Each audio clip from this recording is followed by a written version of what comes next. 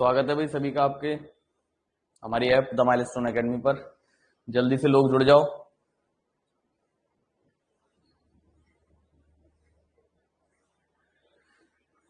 आज ओशियंस के बारे में पढ़ाने वाला हूं, महासागरों के बारे में पढ़ेंगे।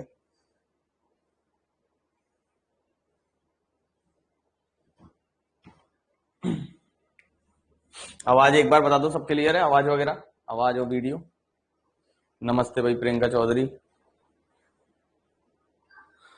ठीक है। चलो आज जो हम पढ़ेंगे वो महासागरों के बारे में पढ़ने वाले हैं। तो बिल्कुल बेसिक की अगर बात करूं तो महासागरों में पहला तो क्वेश्चन ये आता है कि अगर हम विश्व की बात करें तो कितने महासागर हैं? ओशियंस, ठीक है। सागर बहुत सारे, महासागर 4 हैं केवल, ठीक है। तो वो वाले गाने पे मत जाना, 7 समुंदर पार में तेरे पीछे पीछे आ गई, तो वो 7 समुंदर नहीं है, ठीक है। कितने हैं महासागर? महासागर है 4, ठीक है। कौन कौन से? सबसे बड़ा महासागर जो है वो है प्रशांत महासागर, पैसिफिक ओशियन, ठीक है। इससे छोटा जो है वो है अटलांटिक महासागर, अटलांटिक ओशियन। इससे छोटा है हिंद महासागर, इंडियन ओशियन। और सबसे छोटा है आर्कटिक महासागर, आर्कटिक ओशियन। यही 4 ओशियन मिलते हैं एनसीईआरटी की किताबों में। कई किताबों में 5वां महासागर भी दे रखा होता है जिसको हम कहते हैं दक्षिणी सागर, सदर्न ओशियन, या कई लोग अंटार्कटिका सागर भी कहते हैं, अंटार्कटिक ओशियन कहते हैं। एक्चुअल में वो डिफाइंड नहीं है, तो उसको हम काउंट नहीं करेंगे। जब भी पूछेगा कितने महासागर हैं तो हमें क्या टिक करना है? 4 महासागर ही टिक करना है, ठीक है। नमस्ते भाई सभी का। तो सबसे पहले जो बात आती है वो ये पूछेगा कि ये जो 4 महासागर हैं इनका क्रम क्या है आकार के अनुसार, यानी अकॉर्डिंग टू साइज पूछ सकता है, या फिर पूछ सकता है आकार के अनुसार, या फिर गहराई के अनुसार, ठीक है। आकार के अनुसार पूछ सकता है या डेप्थ यानी गहराई के अनुसार पूछ सकता है। तो अगर आकार के अनुसार इन 4 महासागरों का क्रम पूछे तो सबसे बड़ा अभी मैंने बताया प्रशांत महासागर है, दूसरे पर आता है अटलांटिक महासागर, तीसरे पर हिंद महासागर, चौथे पर आर्कटिक महासागर। जबकि अगर पूछ ले गहराई के अनुसार तो वही क्रम रहेगा, बस फर्क क्या रहेगा? दूसरा और तीसरे नंबर को हमें आपस में बदल देना है। यानी ये जो हमने पढ़ा था दूसरा तीसरा, यहां पर इन दोनों को आपस में बदल देना है। यानी दूसरे नंबर पे सबसे बड़ा कौन सा हो जाएगा? गहराई में अगर हम बात करें तो सबसे गहरा पहले नंबर पर तो प्रशांत महासागर ही है, दूसरे नंबर पे जो सबसे गहरा हो जाएगा वो क्या हो जाएगा? वो हो जाएगा हिंद महासागर, जबकि यहां क्या था? अटलांटिक था, ठीक है। तीसरे नंबर पर अटलांटिक आएगा और चौथे पर आर्कटिक आएगा। तो अगर गहराई के अनुसार पूछे तो भी क्रम बता सकते हैं, और आकार के अनुसार पूछे तो भी क्रम को बताया जा सकता है। डिपेंड करता है पेपर में किस अनुसार पूछा है। तो आकार के अनुसार हम बचपन से रटते हुए आ रहे हैं, गहराई के अनुसार बस करना क्या है? बी और सी को उल्टा कर देना है, बी की जगह सी आ जाएगा, सी की जगह बी आ जाएगा, ठीक है। तो ये बिल्कुल बेसिक हो गया जिसके बारे में पेपर में आ जाता है। अब अगर हम बात करें पृथ्वी की तो आपने पढ़ रखा होगा कि पृथ्वी पर लगभग 71% भाग पर क्या है? पानी मौजूद है, महासागर मौजूद है, ठीक है। तो पृथ्वी के लगभग 71% भाग पर क्या है? पानी है, ठीक है। 71% भाग पर क्या है? पृथ्वी के पानी है, और बाकी 29% भाग पर क्या है? भूमि है, लैंड है, ठीक है। इसीलिए पृथ्वी को कैसा ग्रह कहते हैं? नीला ग्रह कहते हैं, क्योंकि जब अंतरिक्ष से देखते हैं तो कैसा दिखाई देता है? पानी की वजह से नीला दिखाई देता है, ठीक है। तो अगर हम बात करें 71% पानी है, तो पृथ्वी के अगर हम कुल क्षेत्रफल की बात करें, पृथ्वी का कुल क्षेत्रफल, तो पृथ्वी का जो कुल क्षेत्रफल है वो लगभग कितना है? 50.9 करोड़ किलोमीटर वर्ग, ठीक है। यानी कि अगर पूरी पृथ्वी का हम क्षेत्रफल मापें तो लगभग कितना है? 50.9 करोड़ किलोमीटर स्क्वायर। इसमें से कितने प्रतिशत भाग पर पानी है? 71%। तो वो कितना निकल के आएगा? 36.1 करोड़ किलोमीटर स्क्वायर पर क्या हो गया? पानी, और बची हुई 14.8 करोड़ किलोमीटर स्क्वायर पर क्या हो गया? भूमि हो गई। तो ये रटने वाले फैक्ट हैं जो कभी कभी फैक्चुअल पॉइंट पेपर में आ जाते हैं, जैसे शायद पीईटी में पूछ सकता है, ठीक है। स्टैटिक वाला पार्ट जो आ रहा है तो ये आपको रट लेना है ऐसे ही, ठीक है। इसी पर अगर आपने किरण की किताब लगाई होगी तो किरण में क्वेश्चन भी दे रखे होते हैं, रेशियो एंड प्रोपोर्शन वाला एक क्वेश्चन है, इसी तरीके से दे रखा है। उत्तरी गोलार्ध में इतने प्रतिशत भाग पर भूमि पानी है, दक्षिणी गोलार्ध में इतने प्रतिशत भाग पर भूमि पानी है। तो इस तरीके से पूछता है कि कितना प्रतिशत पानी और भूमि का फाइनली ऐसे निकल के आएगा पृथ्वी पर, इस तरीके से क्वेश्चन पूछता है, ठीक है। तो अगर हम बात करें, ये पहली क्लास में भी मैंने आपको बताया था, एक बार रिवाइज करा दे रहा हूं कि अगर मैं बात करूं उत्तरी गोलार्ध की, नॉर्दर्न हेमिस्फीयर की, तो उत्तरी गोलार्ध में मैंने बताया था भूमि ज्यादा है एज कंपेयर टू दक्षिणी गोलार्ध। इसी वजह से जो पछुआ पवनें थी, वेस्टर्लीज थी, उनको डिफरेंट डिफरेंट नामों से जाना जाता था।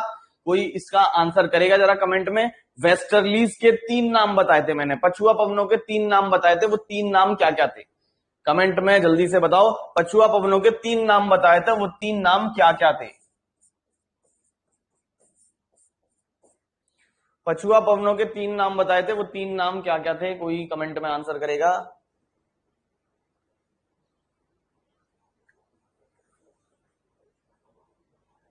हाँ भाई, इतने लोग हो, कोई कमेंट में आंसर करो। करण, प्रियंका, अजय, सपना, किसी का कोई आंसर नहीं आ रहा, क्या बात है? ब्रेव, प्रियंका का आंसर आया। और 3 नाम बताए थे, 3। हाँ हाँ हाँ, चीखता चालीसा नहीं था, गरजता चालीसा था।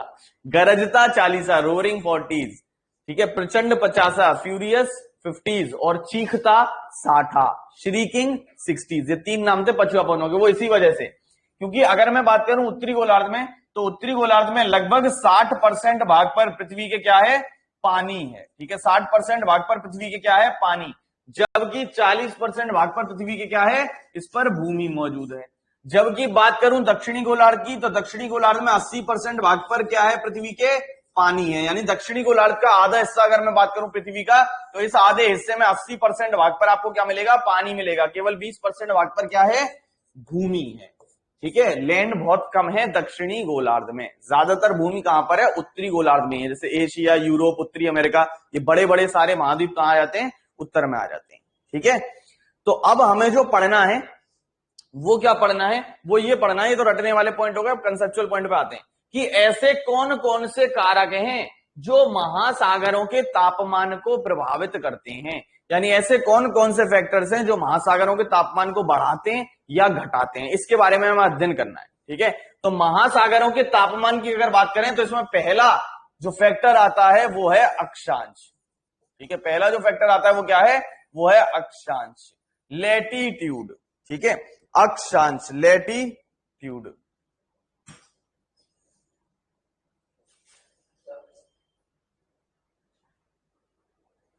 ठीक है। अक्षांश, लैटिट्यूड।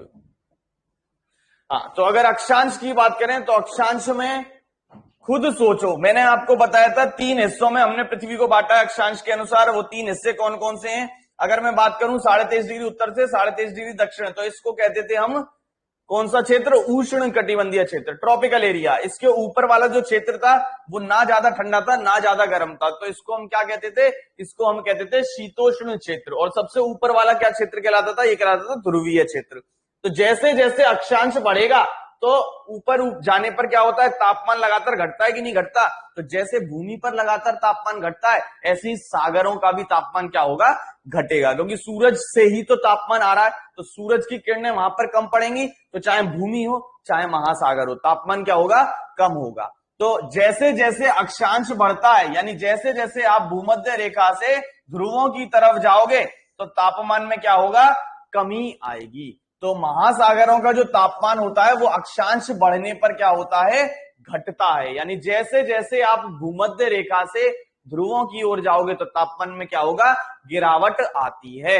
भूमध्य रेखा के आसपास जो तापमान पाया जाता है वो लगभग कितना पाया जाता है? 23 डिग्री सेल्सियस के आसपास पाया जाता है इस क्षेत्र में।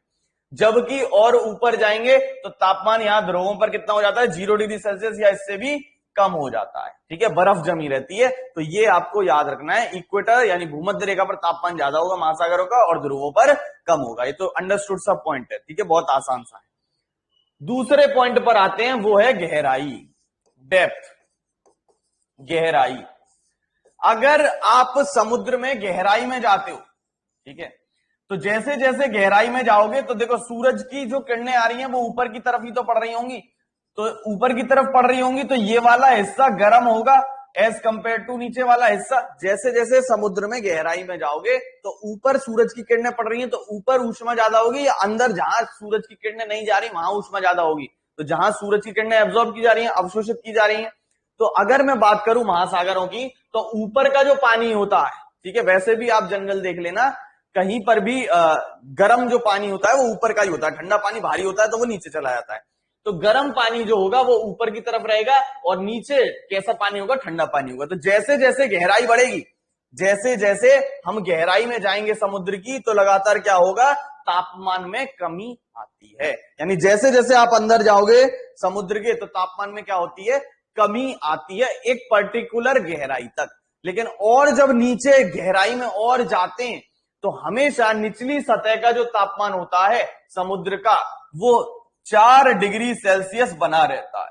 यानी जब आप बहुत ज्यादा गहराई में चले जाते हैं समुद्र के बिल्कुल निचली परत में तो वहां का तापमान आइडियली क्या होना चाहिए था, 0 डिग्री सेल्सियस हो जाना चाहिए था, क्योंकि वहां पर तो प्रकाश नहीं पहुंच रहा सूरज का। लेकिन नीचे का जो तापमान होता है वो 4 डिग्री सेल्सियस पाया जाता है। इसका रीजन क्या है, इसका रीजन ये है कि अगर मैं बात करूं पानी की तो ये मैंने फिजिक्स में एक आपको फिनोमेना बताया था जब पीईटी का मॉक लगवा रहा था तो, कि सबसे भारी पानी या पानी का सबसे अधिक घनत्व maximum density of water 4 degree Celsius पर होती है। यानी सबसे भारी पानी कौन सा होता है, 4 डिग्री सेल्सियस का होता है। इसीलिए पानी में अपवाद होता है, पानी में एक्सेप्शन है। किसी भी चीज को आप गर्म करते हो तो वो चीज फैलती है, और फैलने का मतलब क्या हुआ, उसका आयतन वॉल्यूम बढ़ रहा है, और वॉल्यूम बढ़ रहा है तो उसका घनत्व डेंसिटी कम होगी। लेकिन पानी में अपवाद है। पानी को यदि आप 0 डिग्री सेल्सियस से 4 डिग्री सेल्सियस तक गर्म करते हो तो पानी फैलता नहीं है, पानी उल्टा होता है, पानी सिकुड़ता है। ठीक है, इसका एग्जाम्पल क्या है, जैसे कि बर्फ। बर्फ को आप देखोगे कि वो पानी पर तैरती है या डूब जाती है। तो कोल्ड ड्रिंक पी होगी, दारू पी होगी, ठीक है, या दारू कभी देखी होगी तो उसमें आइस क्यूब डालते हैं तो ऊपर ही तो तैरती है। ठीक है, या कभी वो ठंडा पानी करने के लिए भी आइस क्यूब्स डाल देते हैं तो वो क्या होता है, ऊपर तैरती है। यानी जो बर्फ है वो पानी की तुलना में हल्की है। ठीक है, और ये क्वेश्चन हमने फिजिक्स में भी किया था पीईटी के मॉक टेस्ट में, कि बर्फ का 0.1% या 10% भाग यानी 0.1 हिस्सा ऊपर रहता है और 0.9 जो उसका हिस्सा होता है वो पानी के अंदर रहता है। ठीक है, रिलेटिव डेंसिटी की बात जब हम की थी। तो 0 डिग्री सेल्सियस से अगर 4 डिग्री सेल्सियस पानी को गर्म करते हैं तो कॉमन सेंस ये कहता है कि पानी फैलना चाहिए यानी हल्का होना चाहिए, लेकिन नहीं, पानी क्या होता है, भारी होता है। ठीक है, लेकिन हाँ अगर आप 4 डिग्री सेल्सियस से और गर्म करोगे, 100 डिग्री सेल्सियस तक ले जाओगे तापमान को, तो जैसे जैसे और गर्म करते जाओगे तो पानी फिर फैलने लगेगा और धीरे धीरे भाप बन जाता है। तो ऑब्वियसली आपने पढ़ा होगा गैस जो होती है उनका आयतन ज्यादा होता है तरल की अपेक्षा, और तरल से भी कम आयतन किसका होता है, ठोस का होता है। ठीक है, पार्टिकल्स नजदीक होते हैं ठोस में, लिक्विड में थोड़े दूर दूर और गैसों में बहुत दूर दूर। ठीक है, तो ये पानी में अपवाद रहता है। इस पर पेपर में क्वेश्चन आ जाते हैं कि यदि पानी को 0 डिग्री सेल्सियस से, देखो समझो कैसे आएगा क्वेश्चन, यदि पानी को 0 डिग्री सेल्सियस से 4 डिग्री सेल्सियस गर्म किया जाए तो पानी के आयतन पर क्या प्रभाव पड़ेगा, वॉल्यूम ऑफ वाटर पर क्या प्रभाव पड़ेगा। ऑप्शन ऐसे होंगे, घटेगा, बढ़ेगा, कोई प्रभाव नहीं पड़ेगा,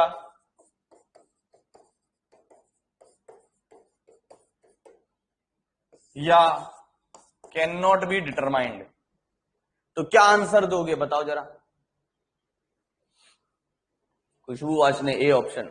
ठीक है, हाँ तो अपवाद मैंने अभी आपको बताया ना क्या होगा, अपवाद घटेगा। ठीक है, जनरली क्या होता है, हम सोचेंगे बढ़ना चाहिए, लेकिन पानी में अपवाद है, क्या होगा, घटेगा। ठीक है, क्या होगा, घटेगा।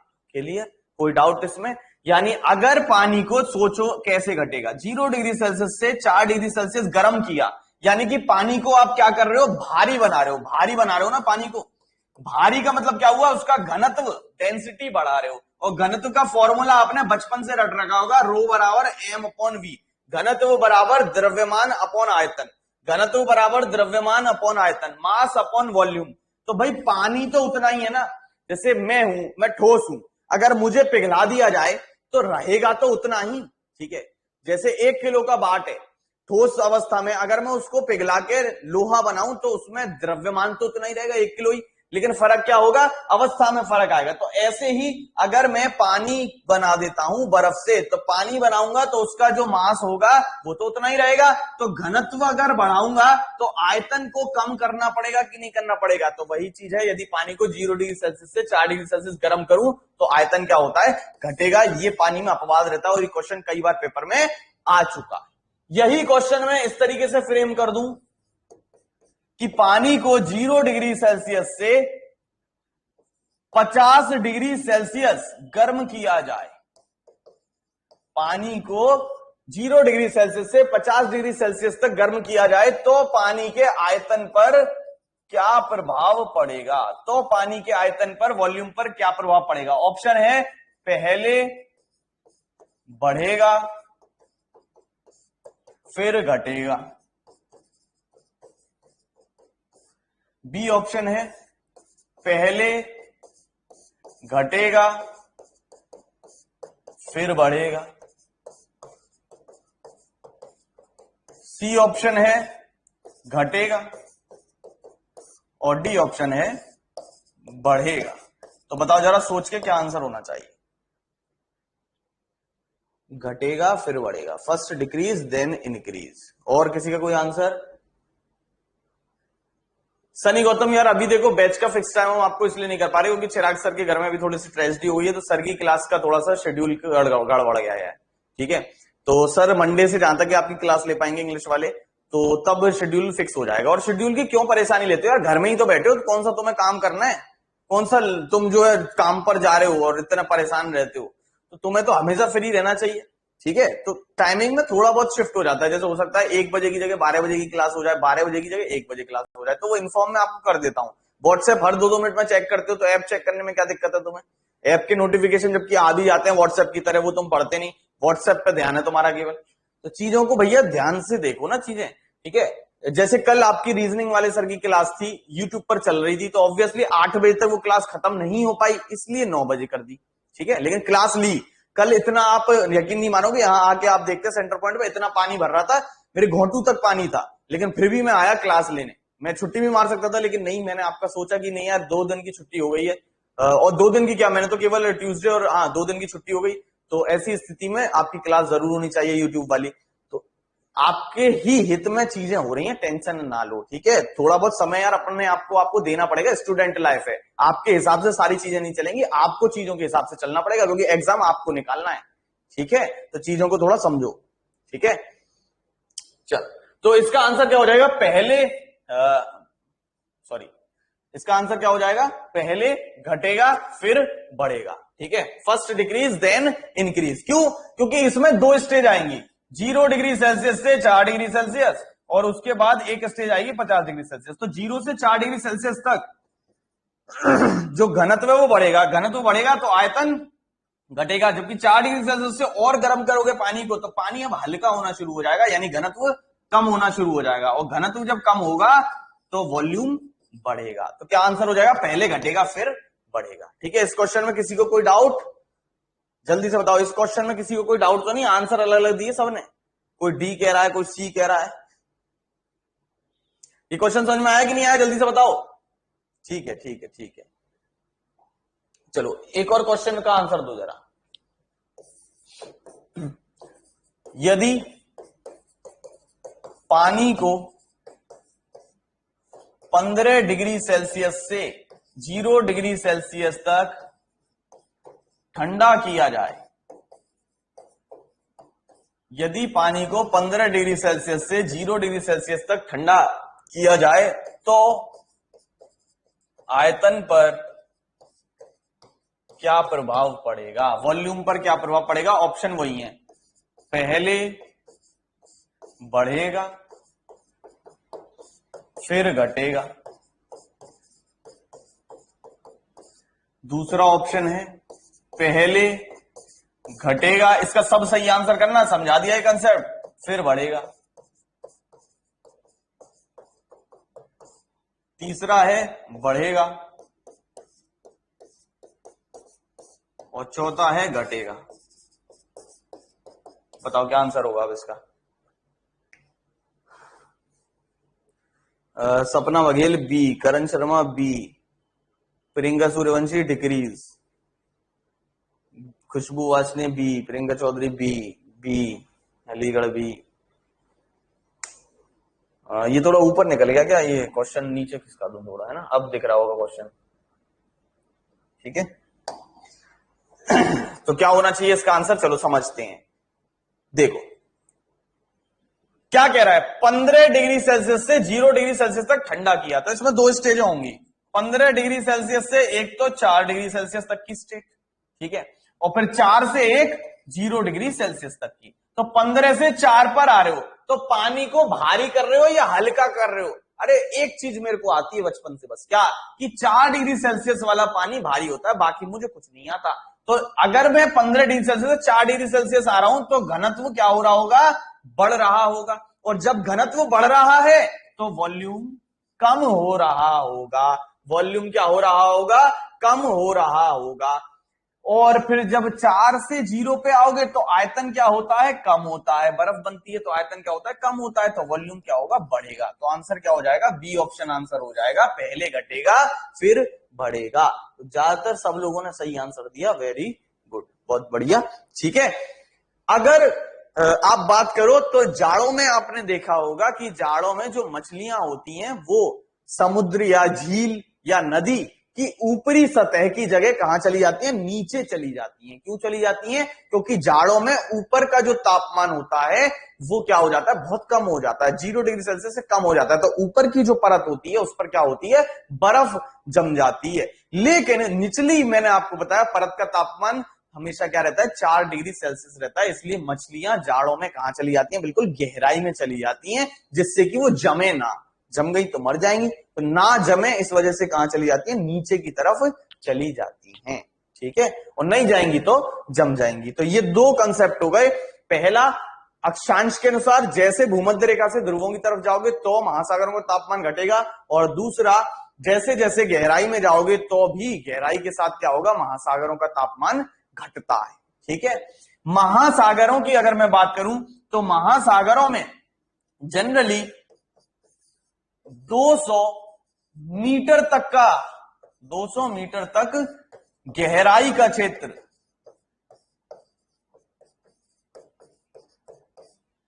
यानी ये मान लो समुद्र का स्तर है। ठीक है, ये समुद्र का लेवल है और इससे गहराई तक कितने मीटर तक जा सकते हो? 200 मीटर गहराई तक। क्या मानते हैं हम? सूर्य का प्रकाश पहुंचता है। सूर्य का प्रकाश पहुंचता है।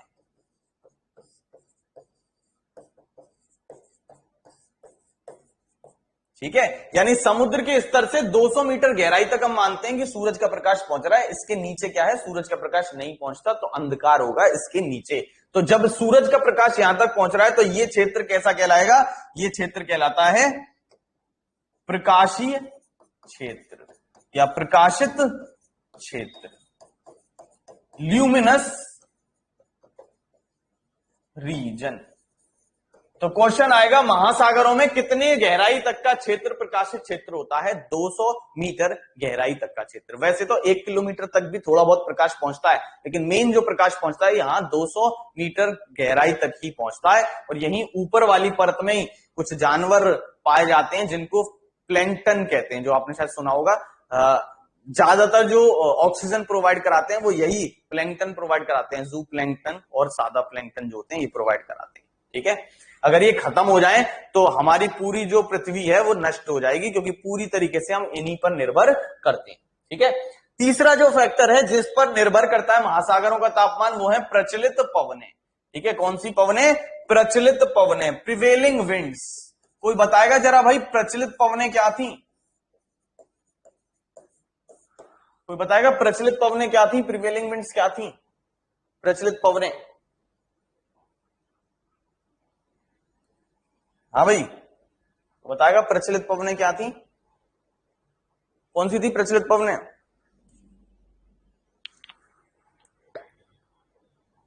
हर समय बहने वाली हवाएं, नाम क्या थे उनके?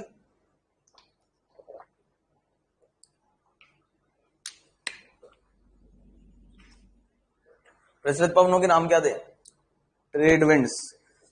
हाँ, 3 तरीके की पवनें बताई थी प्रचलित पवनों में। 3 तरीके की पवनें बताई थी मैंने, व्यापारिक पवनें ट्रेड विंड्स, पछुआ पवनें वेस्टर्लीज और ध्रुवीय पवनें पोलर विंड्स। ठीक है, तो सिंपल सा कंसेप्ट है। जो व्यापारिक पवनें थी उनकी दिशा क्या थी? जो व्यापारिक पवनें थी उनकी दिशा हमेशा क्या थी? पूरब से पश्चिम की तरफ थी। कहां से कहां की तरफ चल रही थी? ये पूरब से पश्चिम की तरफ चल रही थी। यानी मान लो कि ये समुद्र है। ठीक है, ये क्या है? ये समुद्र का स्तर है, ऊपर का लेयर है। तो ये जो समुद्र में ऊपर की लेयर है, ये इसका जो तापमान होगा वो ज्यादा होगा या कम होगा? सोच के ये बताओ जरा। जो ऊपर की परत है समुद्र की, इसका तापमान ज्यादा होगा या कम होगा? ये बताओ जरा सोच के। जो ऊपर की परत है महासागरों की, ऊपर का जो पानी है वो गर्म होगा या ठंडा होगा? तो इसका तापमान क्या होगा खुशबूबाज ने? ज्यादा होगा। अरे सूरज की किरणें ऊपर ज्यादा पड़ेंगी तो ऊपर का जो तापमान होगा, अभी तो ये कंसेप्ट बताता है गहराई के साथ तापमान कम होता है, तो ऊपर का जो तापमान होगा वो क्या होगा? ज्यादा होगा। जब ऊपर का तापमान ज्यादा है तो जो व्यापारिक पवनें थी वो ऐसी तो चलती थी पूरब से पश्चिम की तरफ, ऐसी चलती थी ना, पूरब से पश्चिम की तरफ। तो जब पानी पड़ा हुआ है और आप पंखा चलाओ तो पंखा की जो हवा होगी वो उस पानी पर क्या करेगी? बल लगाएगी, है ना, बल लगाएगी। तो बल किस हिस्से पर लगाएगी? जो ऊपर वाला समुद्र का हिस्सा है वो, या जो नीचे पानी है वो? तो जो ऊपर का हिस्सा है उसी पे तो फोर्स लग रहा है। जैसे ये स्तर है और ये हवा चल रही है तो ऊपर के पानी को क्या करेगी? अपने साथ बहाकर ले जाएगी। तो ये जो व्यापारिक पवनें होंगी ये समुद्र के कैसे पानी को? गर्म पानी को पूरब से कहां ले जाएंगी? पश्चिम की तरफ ले जाएंगी। तो पूरब से गर्म पानी को पश्चिम की तरफ ले गई, तो पश्चिम की तरफ गर्म पानी ले गई तो तापमान बढ़ेगा कि नहीं बढ़ेगा? तो पश्चिम का तापमान व्यापारिक पवनें क्या कर देती हैं? बढ़ा देती हैं। और यहां से गर्म पानी चला गया तो गड्ढा थोड़ी ना हो जाएगा इधर, यहां से क्या होगा? फिर नीचे से जो ठंडा पानी है वो ऊपर आएगा इसको भरने के लिए, तो ऊपर ठंडा पानी आ गया तो यहां का तापमान क्या हो जाएगा? कम हो जाएगा। समझ में आया कि नहीं आया? तो जो व्यापारिक पवनें हैं वो महासागरों के पूर्व के भाग के तापमान को क्या कर देती हैं? कम कर देंगी। और पश्चिम के भाग के तापमान को क्या कर देंगी? बढ़ा देंगी। यही लिख रहा है, पूर्व से पश्चिम तक व्यापारिक हवाएं बहती हैं, इस प्रकार यह महासागर के पश्चिमी भाग के तापमान को बढ़ाती हैं और पूर्वी भाग के तापमान को घटाती हैं। ये कंसेप्ट समझ में आया कि नहीं आया? ठीक है, बहुत आसान सी चीजें हैं, साइंस है पूरी की पूरी, कोई ऐसा रटना नहीं है, पूरी साइंस से चल रही है। ठीक है, तो यहां तक कोई डाउट किसी को नहीं होना चाहिए। और अगर यही मान लो पछुआ पवनें होती, यही मान लो क्या होती? पछुआ पवनें होती, तो पछुआ पवनें क्या करती? वेस्टर्लीज होती। तो वेस्टर्लीज क्या करती?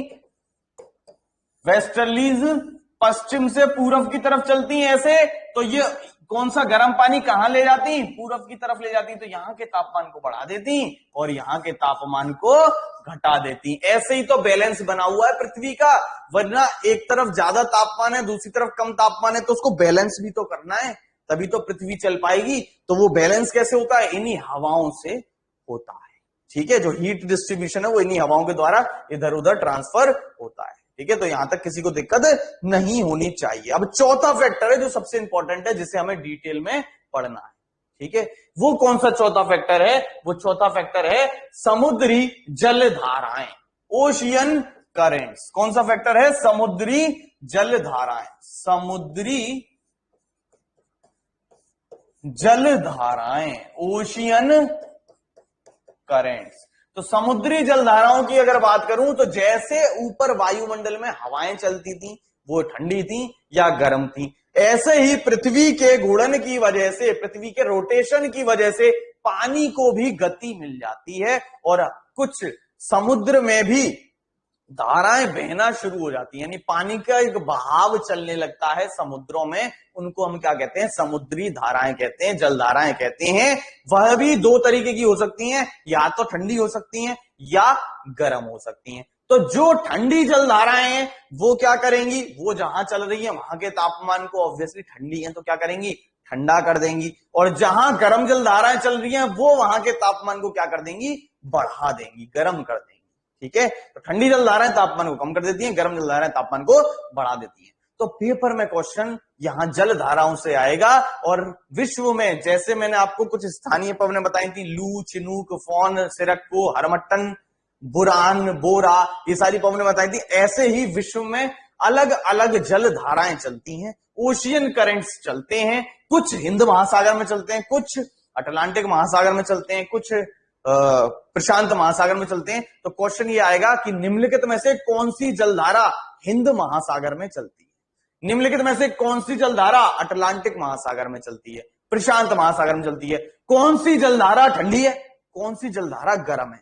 तो 15-16 जलधाराएं हैं जो हमें पढ़नी है। तो रटेंगे तो रटने से तो 15 से एक चीज से 5-6 तरीके से क्वेश्चन आ सकता है। तो 15-16 जलधाराओं को इंटू 6 कर लोगे तो 100 से ऊपर क्वेश्चन पहुंच जाएंगे। तो इतने सारे चीजें याद करना पॉसिबल नहीं है। 90 पॉइंट कैसे याद करोगे? तो ऐसी स्थिति में हम इन जलधाराओं को याद करने की कोशिश करेंगे विश्व के डायग्राम से, वर्ल्ड के डायग्राम से। उससे पहले एक छोटा सा कंसेप्ट समझो, बहुत ही आसान सा। मान लो कि ये पृथ्वी है, ठीक है, तो जो भी जलधाराएं, ये क्या है? ये हो गई भूमध्य रेखा, इक्वेटर, ठीक है, और इधर कोनों पे क्या हो गया? यहां उत्तरी ध्रुव और यहां दक्षिणी ध्रुव, ठीक है, यहां नॉर्थ पोल और यहां साउथ पोल। तो जितनी भी जलधाराएं भूमध्य रेखा की तरफ से चलेंगी, जितनी भी जलधाराएं भूमध्य रेखा की तरफ से चलेंगी, वो कैसी होनी चाहिए? सोच के बताओ। ठंडी होनी चाहिए या गर्म होनी चाहिए? जल्दी से सोच के बताओ। जितनी भी जलधाराएं भूमध्य रेखा की ओर से चलेंगी, वो ठंडी होनी चाहिए या गर्म होनी चाहिए? बताओ जरा सोच के। तो कॉमन सा सवाल है यार, गर्म होंगी। क्यों गर्म होंगी? क्योंकि यहां पर भूमध्य रेखा पर तापमान ज्यादा है। अब किसी गर्म चीज से क्या निकलेगी? गर्मी ही तो निकलेगी, ठंड थोड़ी ना निकलेगी। तो जो भी जलधाराएं भूमध्य रेखा की तरफ से चलेंगी, कैसी होंगी? गर्म होंगी। बच्चों वाला कंसेप्ट। जो भी जलधाराएं ध्रुवों की तरफ से आएंगी, ये कैसी होनी चाहिए? ध्रुवों से आ रही हैं, ठंडी जगह से आ रही हैं, तो क्या लाएंगी? गर्मी थोड़ी ना ले आएंगी, ठंड लाएंगी। तो ऐसी स्थिति में ये जो ध्रुवों से आ रही हैं कैसी होंगी? ठंडी। यानी सिंपल सा कंसेप्ट आपको अपने दिमाग में घुसा लेना है और अपना दिमाग फिर चलाना नहीं है, केवल यही याद रखना है, बाकी अपना कोई दिमाग नहीं चलाना। सिंपल सा क्या कंसेप्ट है? जो जलधाराएं ध्रुवों से आ रही हैं, ध्रुवों से आ रही हैं, तो कैसी होंगी? ठंडी। ध्रुवों से आ रही हैं, कैसी होंगी? ठंडी। और जो जलधाराएं ध्रुवों की ओर जा रही हैं, जा रही हैं का मतलब क्या हुआ? ध्रुवों की ओर। ध्रुव का इधर, तो एरो उल्टा बनाया इसीलिए मैंने। ये ध्रुव से आ रही हैं। ध्रुव किधर है? इधर है ध्रुव। तो ध्रुव से आएंगी तो इधर की तरफ आएंगी, कैसी होंगी? ठंडी। और जो ध्रुवों को जा रही है, ये कैसी होंगी? गर्म। जल्दी से बताओ, ये कंसेप्ट में किसी को किसी भी प्रकार का कोई डाउट है? ये हो जाएंगी कोल्ड और ये हो जाएंगी वार्म। इसमें किसी को भी डाउट? जल्दी से बताओ। और ये डाउट, ये बस इतना याद रखना है आपको, इसके अलावा दिमाग अपना कुछ भी नहीं चलाना। बड़ा आसान सा कंसेप्ट है। जो ठंडी होंगी, जो ध्रुवों से आ रही हैं, और जो ध्रुवों को जा रही हैं, तो ठंडे को शांत करना है, तो किससे करोगे? गर्म से करोगे। तो जो उधर जाएंगी वो गर्म होंगी। सिंपल सा कंसेप्ट है, ठीक है। तो अब इन्हीं के बेसिस पर हमें क्या पढ़ना है? समुद्री जलधाराएं पढ़नी है। तो सबसे पहले तो बात क्या आ जाती है? विश्व के नक्शे की आ जाती है। तो थोड़ा सा हमें पहले विश्व का नक्शे का आइडिया होना चाहिए कि कौन सी हवाएं किधर हैं, कहां है, ठीक है। तो विश्व के अगर हम नक्शे की बात करें, तो जब हमें विश्व का नक्शा पता होगा, तब तो मैं बता पाऊंगा कि वो जो 4 महासागर हमने पढ़े थे, वो 4 महासागर विश्व में आते कहां हैं। जैसे प्रशांत महासागर है, तो प्रशांत महासागर अगर नक्शा दे दे तो कौन सा है प्रशांत महासागर? हर तरफ तो नीला नीला ही दिखता है, तो उन नीले में से कौन सा नीला हिस्सा प्रशांत महासागर है? तो अगर मैं बात करूं कितने महाद्वीप हैं, तो क्या आंसर करोगे? 7 महाद्वीप हैं। कितने कॉन्टिनेंट्स हैं? 7 कॉन्टिनेंट्स हैं, जिनमें से सबसे बड़ा महाद्वीप कौन सा है? सबसे बड़ा महाद्वीप है एशिया, और सबसे छोटा है ऑस्ट्रेलिया, ठीक है, या ऑस्ट्रेलेशिया कह सकते हो, या ओशिनिया कह सकते हो, ठीक है। तो हम कुछ रफली विश्व का नक्शा यहां बनाते हैं और उसी के हिसाब से आगे का हम समझेंगे चीजों को, ठीक है। तो विश्व का नक्शा बना लेते हैं रफली। तो कुछ इस तरीके से,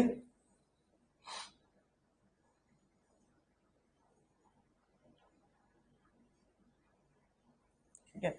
एशिया महाद्वीप इस तरीके से कुछ पड़ता है, ठीक है। ये क्या हो गया? ये हो गया एशिया। एशिया से ही सटा हुआ इधर की तरफ क्या है? यूरोप, ठीक है। एशिया से ही लगा हुआ इधर क्या है? यूरोप, ठीक है।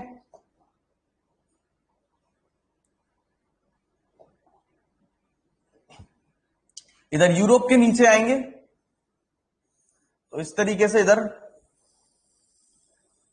क्या पड़ जाएगा? अफ्रीका, ठीक है। क्या पड़ जाएगा? अफ्रीका पड़ जाएगा। ठीक है। इधर की तरफ आओगे तो यहां पड़ता है उत्तरी अमेरिका, नॉर्थ अमेरिका, ठीक है। और यहां उत्तरी अमेरिका के नीचे यहां बीच में कुछ देश पड़ते हैं छोटे छोटे। विश्व का नक्शा देखा मैंने आपसे कितनी बार कही, विश्व का नक्शा देख लेना थोड़ा सा। तो यहां बहुत छोटे छोटे देश पड़ते हैं जो मध्य अमेरिका में आते हैं, सेंट्रल अमेरिका में आते हैं, छोटे छोटे देश, शायद नाम सुने हो एक दो, जैसे निकारागुआ, सुना है नाम, शायद सुना हो, El Salvador, Honduras, Costa Rica, Panama, ये कुछ देश आते हैं जो यहां पड़ते हैं, ठीक है। तो वो छोटे छोटे देश यहां मौजूद हैं और इन्हीं छोटे देशों से फिर रास्ता खुल जाता है कहां, दक्षिण में, दक्षिण अमेरिका का, साउथ अमेरिका। जो 0 डिग्री वाली रेखा है वो भूमध्य रेखा कुछ इस तरीके से गुजर रही है, ये क्या हो गई, 0 डिग्री वाली लाइन हो गई, ठीक है। और इधर नीचे की तरफ यहां क्या पड़ेगा, यहां नीचे की तरफ इस तरीके से क्या मौजूद है, ऑस्ट्रेलिया मौजूद है, ठीक है। क्या है, ऑस्ट्रेलिया, ठीक है भाई। इधर क्या मौजूद है, ऑस्ट्रेलिया मौजूद है, ठीक है। और नीचे जो हमारे काम का नहीं है वो नीचे इधर क्या पड़ा हुआ है, नीचे सबसे नीचे क्या है, अंटार्कटिका। तो अंटार्कटिका नहीं है काम का। तो मैंने किया क्या, मैंने ये किया कि मैंने जो पृथ्वी है ऐसे गोल है ना, गोल, अब पीछे का कैसे हिस्सा तो मैं दिखाऊं, तो पीछे के हिस्से के लिए मैंने क्या किया, पीछे के हिस्से के लिए मैंने इस पृथ्वी को पीछे से काटकर यूं फैला दिया, जैसे हमने पहली क्लास में पढ़ा था, है ना। तो 0 वाली जो भूमध्य रेखा है वो ये हो गई, और ऐसे ही 0 डिग्री अक्षांश जो होगा वो यहां कहीं ऐसे पड़ेगा, ठीक है। तो यहां कहीं भूमध्य, यहां गिनी की खाड़ी जो थी, बे ऑफ गिनी, यहां पर 0 डिग्री अक्षांश और 0 डिग्री देशांतर मिल जाएंगे। याद करो, ये चीज बताई थी मैंने आपको पहली क्लास में, ठीक है। तो हमें जो पढ़ना है वो हमने क्या किया कि हमने पृथ्वी को ऐसे गोल को ऐसे फैला दिया। जब ऐसे फैला दिया तो इन दोनों हिस्सों को अगर मैं ऐसे गोल करना चाहूं, यूं मिलाना चाहूं, तो ये वाला हिस्सा जो है और ये वाला हिस्सा जो है एक ही है कि नहीं है, ठीक है। गोल को मैंने क्या किया, अगर मैं इसको ऐसे, जैसे आप पढ़ते होगे ना, सिलेंडर को ऐसे काट दिया और यूं फैला दिया तो वो रेक्टेंगल बन जाता है, ठीक है। तो वही चीज है, अगर मैं इसको ऐसे गोल करूं तो ये दोनों हिस्से आपस में मिल जाएंगे कि नहीं मिल जाएंगे। तो ये वाला जो हिस्सा है और ये वाला जो हिस्सा है, ये सबसे बड़ा समुद्र है, जिसका क्या नाम है, जिसका नाम है प्रशांत महासागर, पैसिफिक ओशियन। तो प्रशांत महासागर के एक और क्या है, एशिया और ऑस्ट्रेलिया, और दूसरी ओर क्या है, उत्तरी अमेरिका और दक्षिणी अमेरिका, ठीक है।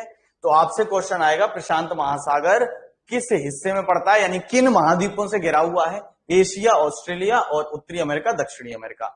ये वाला जो बीच का हिस्सा है, इस बीच के हिस्से को अगर आप मैप में देखोगे तो ये कुछ इस तरीके से एस शेप में दिखाई देता है, ठीक है। अगर इसको आप एक्चुअल में थोड़ा सा कर्व लोगे तो ये एस शेप का थोड़ा सा दिखाई देता है, इस तरीके से मौजूद है ये महासागर।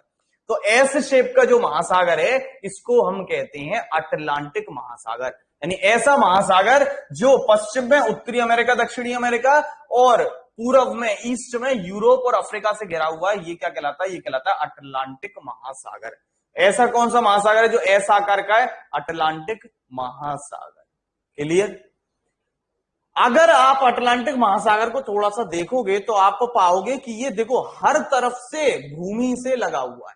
इधर देखो, इधर भूमि गायब है ना, इस हिस्से में देखो भूमि नहीं है ना, बहुत सारा खाली हिस्सा मिल गया इधर, इधर भी थोड़ा बहुत खाली हिस्सा मिल गया, लेकिन यहां पर देखोगे तो ऊपर पूरा हिस्सा भरा हुआ है, इधर पूरा हिस्सा, इधर पूरा हिस्सा, इधर भी घिरा हुआ है, इधर भी घिरा हुआ है। तो ऐसा महासागर जो सबसे बड़ा है वो तो है प्रशांत महासागर, लेकिन ऐसा महासागर जो सबसे ज्यादा भूमि से लगा हुआ है, यानी लैंड से सटा हुआ महासागर सबसे ज्यादा, वो कौन सा हो जाएगा, उसका आंसर हो जाएगा अटलांटिक महासागर। तो ये बीच वाला क्या हो गया, अटलांटिक महासागर, इस साइड वाला क्या होगा, प्रशांत महासागर, ठीक है।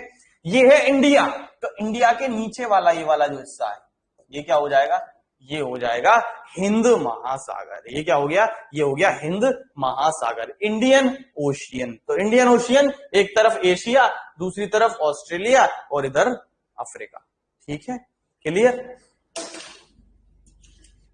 और इधर आओगे तो ये ऊपर 66.5 डिग्री का हिस्सा पड़ गया, तो ये 66.5 डिग्री से ऊपर का जितना भी हिस्सा है ये सब क्या है, आर्कटिक महासागर। आर्कटिक वृत्त था ना यहाँ पर, आर्कटिक सर्किल था ना, तो आर्कटिक सर्किल के पास जो है समुद्र, ये क्या हो गया, ये हो गया आर्कटिक महासागर।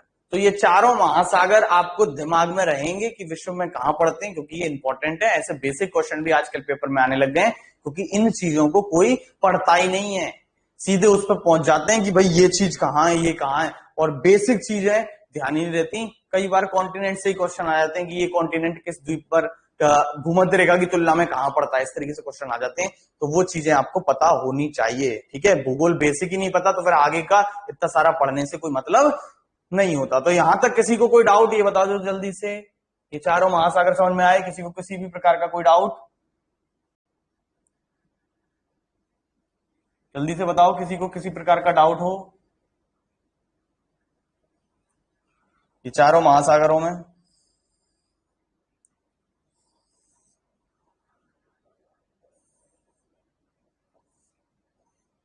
हाँ भाई, ठीक है, वेरी गुड वेरी गुड। चल, तो अब शुरुआत करते हैं। सबसे पहले क्या पकड़ लेते हैं? सबसे बड़ा जो समुद्र है उसको, ठीक है। तो यहां पर एशिया का ही हिस्सा है, एक द्वीप पड़ता है, ठीक है। एशिया का ही हिस्सा है, एक द्वीप पड़ता है जो हमारी मदद कर रहा है बुलेट ट्रेन बनाने में। कौन सा है? जापान, ठीक है। कौन सा है? जापान, ठीक है। ये जो जापान है ये मुख्य रूप से 4 द्वीपों से मिलकर बना हुआ है, जिनके क्वेश्चन पेपर में आ जाते हैं, ठीक है। 4 द्वीपों से मिलकर बना हुआ है जापान। तो ये जो जापान के 4 द्वीप हैं वो कौन कौन से हैं? तो 4 द्वीपों से मिलकर जापान बना हुआ है। कौन कौन से 4 द्वीप हैं? उत्तर से दक्षिण क्रम लिखवा रहा हूं मैं आपको, नॉर्थ टू साउथ लिखवा रहा हूं, ठीक है। ये क्वेश्चन आ जाता है पेपर में। तो सबसे उत्तर में जो द्वीप पड़ता है उसको कहते हैं होक्काइडो, ठीक है। जो सबसे उत्तर में द्वीप है उसको हम क्या कहते हैं? होक्काइडो कहते हैं, जो जापान का है। इसके दक्षिण में जो पड़ता है उसको हम कहते हैं होन्शु, ठीक है। और इसी होन्शु द्वीप पर क्या मौजूद है? टोक्यो, जापान की राजधानी मौजूद है टोक्यो, ठीक है। तीसरे नंबर पर जो पड़ता है वो पड़ता है शिकोकू,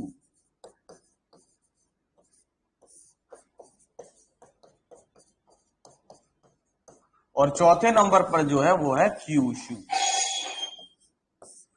ठीक है। अगर जापान का नक्शा देखोगे, एक बार देख लेना इस क्लास के बाद, तो ये 4 द्वीप आपको देखने को मिलेंगे जिनका क्रम उत्तर से दक्षिण पूछ लेता है। सबसे उत्तर में होक्काइडो, फिर होन्शु, फिर शिकोकू, फिर क्यूशू, ठीक है।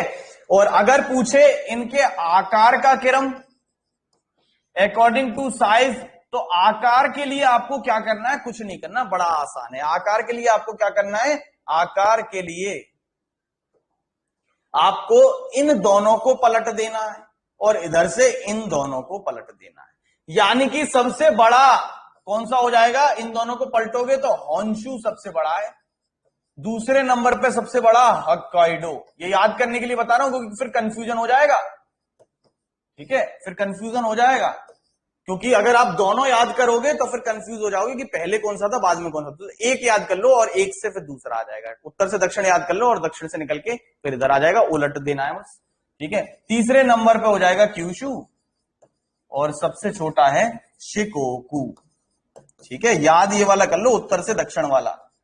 दोनों याद करोगे तो फिर कंफ्यूजन हो जाएगा पेपर में, फिर बता रहा हूं आपको, ठीक है। मेरे साथ खुद हो चुका है, तो इसीलिए ये चीज टेक्निक बनाई मैंने कि यार याद कैसे रखूं इन चीजों को। तो बस उत्तर से दक्षिण याद रख लो और फिर पलट दो पहले दूसरे को और तीसरे चौथे को, यहां वाले को, तो आंसर आ जाएगा इसका, ठीक है। ये 4 द्वीप पेपर में पूछ लेता है। किस द्वीप पर टोक्यो मौजूद है, जो जापान की राजधानी है, तो वो हो जाएगा होन्शु, सबसे बड़ा।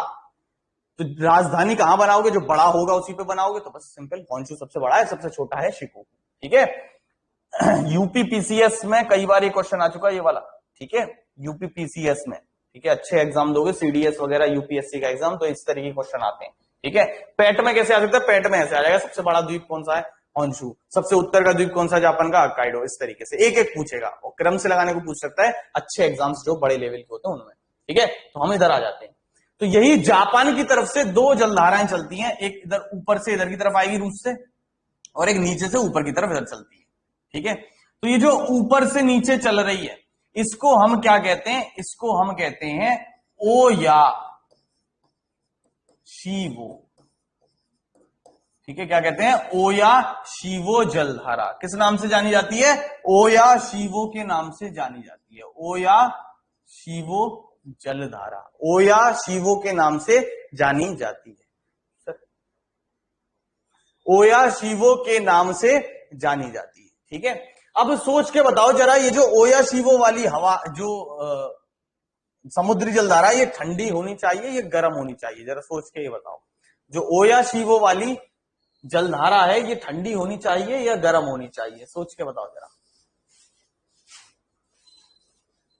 तो कैसी होनी चाहिए? ठंडी होनी चाहिए। क्यों? क्योंकि ध्रुवों की तरफ से आ रही है। तो इसका क्या नाम है? ओयाशिवो ठंडी जलधारा। ठीक है, शॉर्ट में ठा लिख दे रहा हूं, ओयाशिवो ठंडी जलधारा, कोल्ड करेंट। ठीक है, इसी जलधारा को एक और नाम से जाना जाता है, इसी जलधारा को क्यूराइल जलधारा भी कहते हैं। क्या कहते हैं?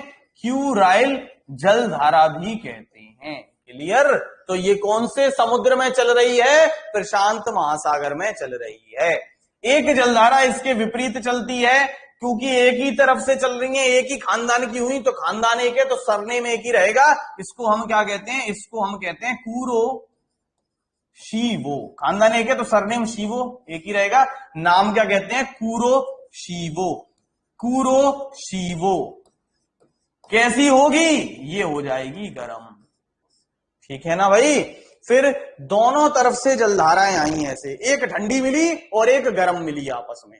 तो आपने देखा होगा जाड़ों में जब आप नहाते हो तो गर्म पानी में ठंडा पानी मिलाओ या ठंडे में गर्म मिलाओ तो भाप बहुत ज्यादा निकलती है कि नहीं निकलती? तो जहां पर भी दो अलग अलग जलधाराएं मिलती हैं तो वहां क्या होगा? कोहरे का निर्माण होता है। और ऐसा जो क्षेत्र होता है जहां दो विपरीत जलधाराएं आपस में मिलती हैं, ये जगह बहुत अच्छी मानी जाती है मछली पकड़ने के लिए, फिश कैचिंग के लिए। तो जापान आपने देखा होगा विश्व में सबसे ज्यादा मछली उत्पादन करता है। ठीक है, विश्व में सबसे ज्यादा मछली उत्पादन जापान इसी वजह से करता है। तो जैसे बचपन में आपने देखा होगा या लॉकडाउन वगैरह हुआ था, दिख नहीं रहा नाम, अच्छा ऊपर निकल गया वो। ठीक है ठीक है ठीक है, एक मिनट जरा रुको, इसको थोड़ा सा कम जूम करो,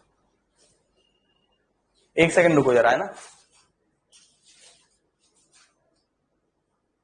हल्का सा, हाँ बस ठीक है ठीक है। ठीक है, अब दिख रहा होगा। ठीक है, अब बताओ, अब दिख रहा है प्रियंका?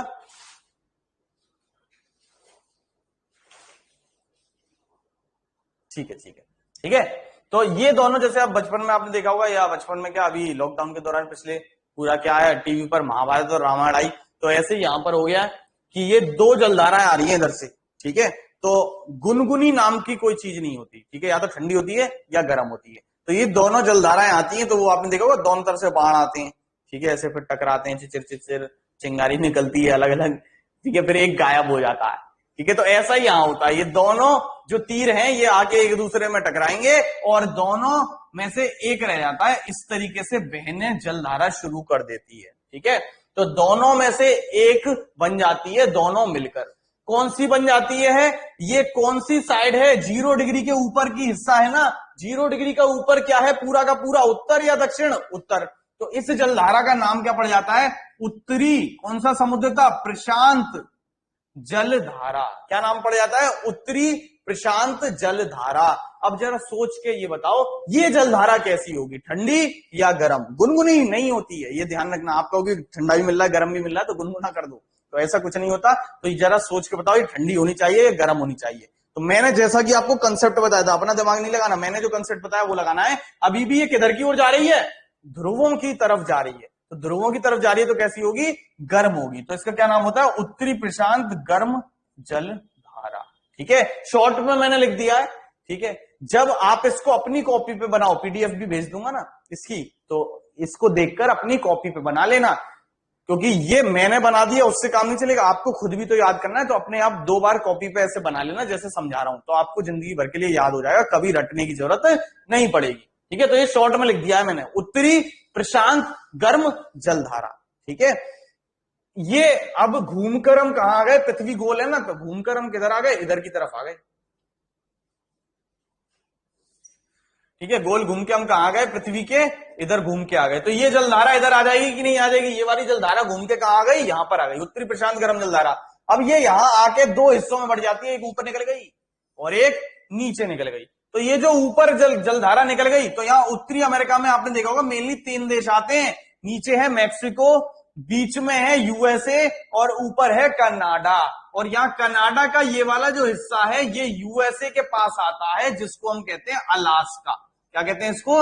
अलास्का कहते हैं। तो ये वाला जो हिस्सा है अलास्का वाला, इस हिस्से की तरफ ये जलधारा निकल गई, तो इस जलधारा का नाम भी क्या हो गया? यही नाम हो गया, अलास्का जलधारा। क्या नाम हो गया इसका? अलास्का जलधारा। तो जरा सोच के बताओ ये जलधारा कैसी होगी? गर्म होगी या ठंडी होगी? अलास्का जलधारा गर्म होगी या ठंडी होगी? जरा सोच के बताओ तो कैसी होगी? किधर जा रही है? ध्रुवों की तरफ जा रही है, तो ध्रुवों की तरफ जा रही है तो कैसी होगी? गर्म होगी। ठीक है, तो ये अलास्का जलधारा कैसी है? गर्म है, गर्म। ठीक है, एक जलधारा इधर नीचे की तरफ निकल जाती है, यहां यूएसए का एक राज्य पड़ता है कैलिफोर्निया। और करंट का सवाल एक और, यूएसए का अभी हाल ही में 51वां राज्य बनाया गया है वॉशिंगटन डीसी को। अभी तक वो शहर था, अभी उसको राज्य बना दिया गया है वॉशिंगटन डीसी। 51वां राज्य बन गया यूएसए को। ठीक है, यूएसए कई सारे राज्यों का मिला हुआ है, इसीलिए उसका नाम है संयुक्त राज्य अमेरिका। ठीक है, United states of America. America एक देश नहीं है, अमेरिका कई सारे राज्यों का एक समूह टाइप का है, जैसे भारत है। ठीक है, तो ये जो है ये क्या हो जाएगा? तो यहां पर कैलिफोर्निया पड़ता है, जिसको हम विश्व की सिलिकन घाटी कहते हैं, silicon valley of the world कहते हैं, क्योंकि जितनी भी आईटी कंपनियां बड़ी बड़ी, माइक्रोसॉफ्ट, गूगल, एप्पल, ठीक है, अमेजन, सब कहां है? यहीं कैलिफोर्निया में है। यहीं पर हॉलीवुड भी है, लॉस एंजल्स, हॉलीवुड के भी ऑस्कर पुरस्कार मिले हैं। तो ये एक जलधारा नीचे निकल जाती है, कहां की तरफ से निकली? कैलिफोर्निया की तरफ से निकली, तो इसका क्या नाम हो गया? कैलिफोर्निया जलधारा नाम हो गया। अब जरा सोच के बताओ ये कैसी होगी? ठंडी होगी या गर्म होगी? तो ये किधर की तरफ आ रही है? भूमध्य रेखा की तरफ आ रही है ना, तो कैसी होगी? ठंडी जलधारा रहती है, कोल्ड करंट रहती है। ठीक है, तो ये कहानी हो गई प्रशांत महासागर की। इधर दो जलधाराएं आई, मिल गई, मिलकर दोनों अलग हो गई, ये कहानी हो गई खत्म। अब आते हैं अटलांटिक महासागर पर। तो यहां एक जलधारा चलती है बीच में अटलांटिक महासागर की तरफ, यहां मैक्सिको की खाड़ी है, तो वहां की तरफ से एक जलधारा चलती है, बड़ी फेमस है, पेपर में कई बार आ चुकी है। इसको कहते हैं गल्फ स्ट्रीम। गल्फ स्ट्रीम कैसी होगी? तो कैसी होगी? ये गर्म रहती, गल्फ स्ट्रीम गर्म। ठीक है, गल्फ कंट्रीज कैसे होते हैं? गर्म होते हैं, तो ये भी कैसी होगी? गर्म होगी। ठीक है, तो ये कैसी रहती है? गर्म जलधारा रहती है।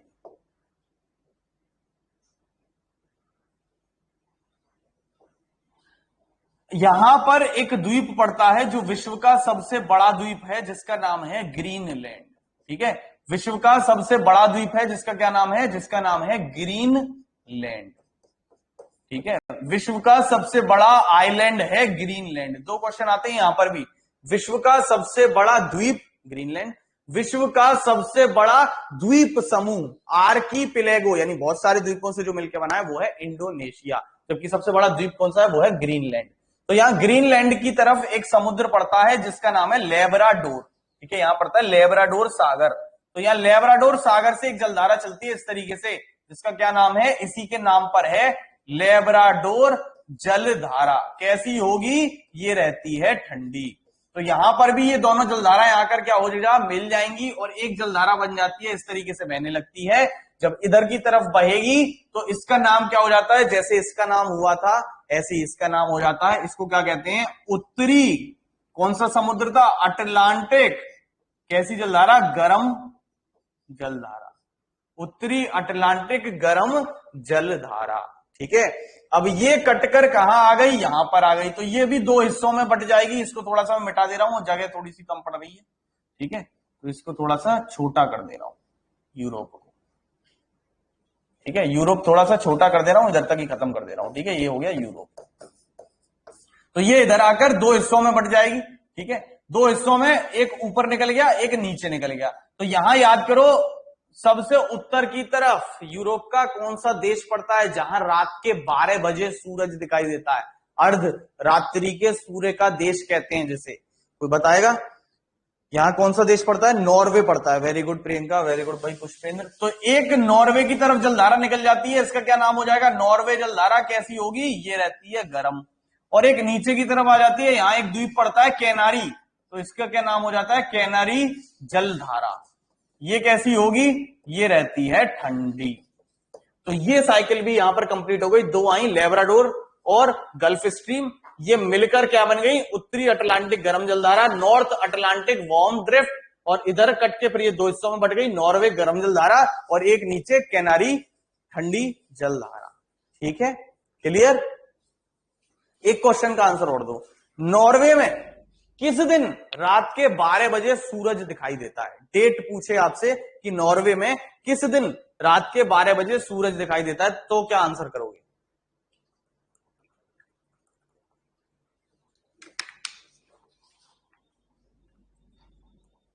नॉर्वे में किस दिन रात के, हाँ वेरी गुड भाई अलीगढ़ और करण शर्मा वेरी गुड, खुशबू आशने वेरी गुड, 21 जून।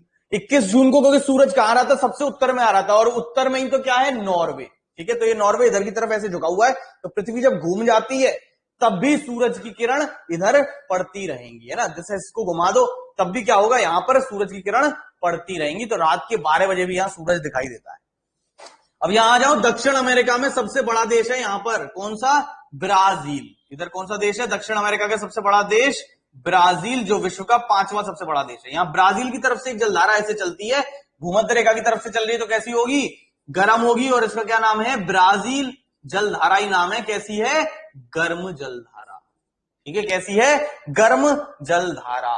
एक जलधारा इसके विपरीत चलती है, यहां पर एक आइलैंड पड़ते हैं। कौन से आइलैंड पड़ते हैं? फॉकलैंड द्वीप पड़ता है यहां पर, तो फॉकलैंड की तरफ से पड़ती है, उसको क्या कहते हैं? फॉकलैंड जलधारा, फॉकलैंड करेंट। क्या कैसी होगी ये? तो ये हो जाएगी ठंडी जलधारा। ठीक है, यहां दोनों मिलाकर एक नहीं बनानी, यहां अलग ही रहेंगी। ठीक है, और तीसरी कोई नहीं निकल रही यहां से। यहां एक छोटा सा देश पड़ता है दक्षिण अमेरिका में, जिसका नाम है पेरू। तो यहां पेरू की तरफ से नीचे से ऊपर की तरफ एक जलधारा पड़ती है, चलती है, जिसको क्या कहते हैं? इसी के नाम से जाना जाता है, पेरू या हम्बोल्ट जलधारा। पेरू या हम्बोल्ट जलधारा। ये कैसी होगी? ये होगी ठंडी। ठीक है, पेरू की राजधानी है लीमा, सुना होगा आपने, देश छोटा सा पेरू, लीमा राजधानी है। ठीक है, एंडीज पर्वतमाला की तरफ पड़ता है ये। तो ये साइकिल हो गई इधर कंप्लीट। अब आ जाते हैं इधर अफ्रीका की तरफ। तो अफ्रीका की तरफ अगर हम आते हैं तो यहां कौन सी खाड़ी थी? गिनी की खाड़ी। तो यहां गिनी की खाड़ी की तरफ से एक जलधारा चलती है, जिसका क्या नाम है? यही नाम है, गिनी जलधारा। ये कैसी होगी? ये हो जाएगी गर्म। ठीक है, गिनी जलधारा कैसी हो जाएगी? ये हो जाएगी गर्म। और इस गिनी के उल्टी एक जलधारा आती है नीचे से, इसको क्या कहते हैं? इसको कहते हैं बेनगुएला। ये कैसी होगी? ये हो जाएगी ठंडी। तो ये गर्म और ये ठंडी। यहां आते हैं हिंद महासागर में। तो हिंद महासागर में आप देखोगे यहां एक द्वीप पड़ता है मेडागास्कर। तो यहां मेडागास्कर की तरफ से एक जलधारा चलती है, जिसका क्या नाम है? एगुलहस जलधारा। कैसी होगी एगुलहस जलधारा? तो ये हो जाएगी गर्म। ठीक है, ये कैसी हो जाएगी? ये हो जाएगी गर्म। इधर कंप्लीट हो गया, इधर कंप्लीट हो गया। यहां ये ऑस्ट्रेलिया बचा, तो ऑस्ट्रेलिया की तरफ से दो जलधाराएं चलती हैं, एक ऐसे और एक ऐसे। ठीक है, और नीचे की तरफ लगातार ऐसे बहती रहती है। ये कौन सी हवा है? ये है, किधर से आ रही है? पश्चिम से, तो पश्चिमी ठंडी जलधारा। ठीक है, वेस्ट कोल्ड करंट। और यही पश्चिम ठंडी जलधारा इधर दो हिस्सों में बढ़ जाएगी, एक इधर है और एक इधर की तरफ से नीचे की तरफ आ रही है। तो ये ऑस्ट्रेलिया का कौन सी साइड है? पश्चिम की साइड है। तो इसका क्या नाम हो जाएगा? इसका नाम हो जाएगा पश्चिमी ऑस्ट्रेलियाई कैसी? ठंडी जलधारा। और इसका नाम क्या हो जाएगा? पूर्वी ऑस्ट्रेलियाई गर्म जलधारा। इतनी जलधाराएं हैं पेपर में, इन्हीं में से क्वेश्चन आएगा, इससे बाहर कुछ भी नहीं आएगा। तो ये आपको पीडीएफ तो इसकी मिल ही जाएगी। तो ये जब आप वीडियो रिपीट एक बार देखोगे तो रिपीट देखकर इसको एक बार कॉपी अच्छे से कर लेना कॉपी में। और अगर फिर भी कॉपी ना हो तो इसके लिए मैंने ये डायग्राम भी आपको बना रखा है, जो कि खुद से मैंने हैंड से बनाया था, तो उसकी फोटो यहां खींच के डाल दी है। ठीक है, तो इससे भी आप देख सकते हो। ठीक है, इससे भी देख सकते हो चीजों को। ठीक है, तो वो आपके पढ़ने के लिए हो जाएगी। तो ये जो जलधाराएं हैं ये आपको याद रखनी है। क्वेश्चन कैसे कैसे आएंगे समझ लो उनको। क्वेश्चन ऐसे आएगा, प्रशांत महासागर में चलने वाली जलधाराएं कौन सी हैं निम्नलिखित में से? तो कुरोशिवो, ओयाशिवो या क्यूराइल उत्तरी प्रशांत गर्म जलधारा, अलास्का जलधारा, कैलिफोर्निया, पेरू, ये सब कहां चल रही है? प्रशांत महासागर में।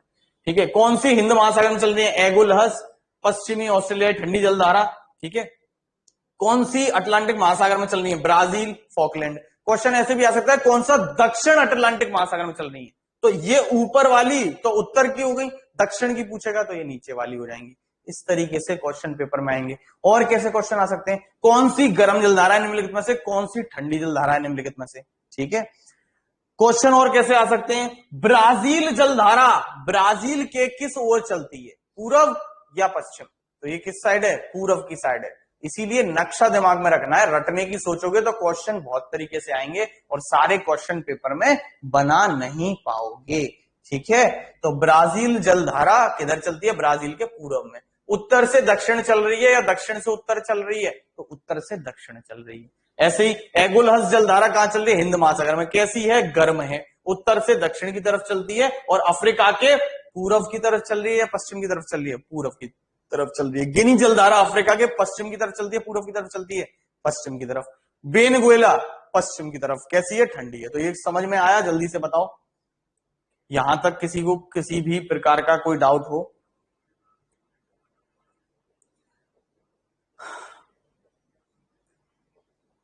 नो। ठीक है। तो एक बार इसको डायग्राम को खुद से बना के देख लेना, एक दो बार बनाओगे तो सब दिमाग में क्लियर हो जाएगा, कोई रटने की जरूरत नहीं पड़ेगी, सारी चीजें अपने आप बना लोगे। मैंने भी तो बनाया, तो ऐसे ही आराम से बना लोगे, 2 बार बस बनाना होगा खुद से, और उसके बाद कोई टेंशन की जरूरत नहीं है। ठीक है। तो चलो आज के लिए रखते हैं इतना ही, नेक्स्ट क्लास में इससे आगे का पढ़ेंगे, कुछ और इंपॉर्टेंट चीजें आपको मैप में बताऊंगा, तो इससे आगे का नेक्स्ट क्लास में पढ़ते हैं कल। आज के लिए इतना ही रखते हैं, कल भी 12 बजे क्लास रहेगी, तो 12 बजे मिल जाना। आज शाम को 6 से 8 मैथ्स की क्लास चलेगी, 2 घंटे की, क्योंकि 2 दिन से हो नहीं पाई थी, तो 6 से 8 आज मैथ्स की क्लास चलेगी, और फिर 8 से 9 आपके रीजनिंग की क्लास चलेगी। ठीक है। तो आज के लिए इतना ही रखते हैं, कल मिलते हैं। ठीक है।